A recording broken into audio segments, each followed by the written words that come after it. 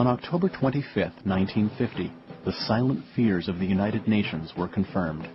The Chinese that had been quietly amassing between the UN forces and the Yalu River suddenly made their presence known.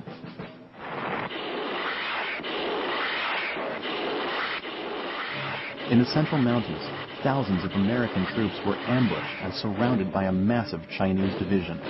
Entire battalions were caught off guard and decimated. Airdrops were all the support the UN soldiers had.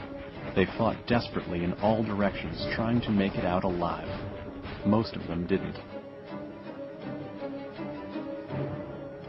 As word of the massacre spread among the troops, their morale, which had been sky high just hours before, dropped quickly.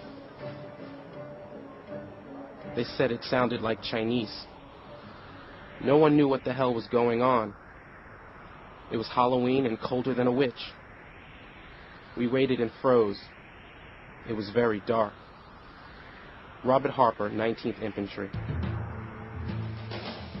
The Far East Command, already gearing up for a victory parade, still couldn't believe it was facing a full Chinese assault. Reports back to Washington claimed the attacks came from a small force assisting with the defense of the Yalu River, and nothing more. But General Walker was alarmed. He ordered all of his units, even those far from the attack, to pull back to the Changchun River and reevaluate the situation. Then, just as abruptly as the ambushes came, they ended.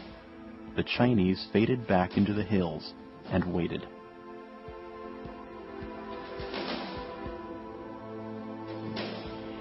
Throughout November, American surveillance planes tried to determine just how many Chinese were out there.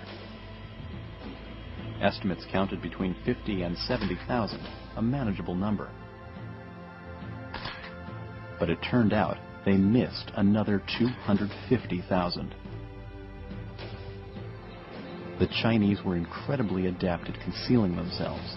They would keep still all day, camouflaged under helmets covered with brush.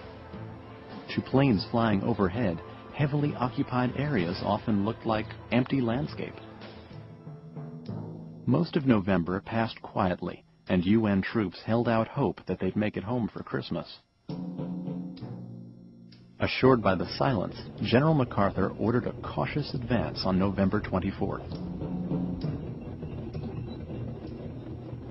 In the west, the 8th Army would head for the Yalu as a unified front, hoping to prevent any single battalion from being caught out on a limb.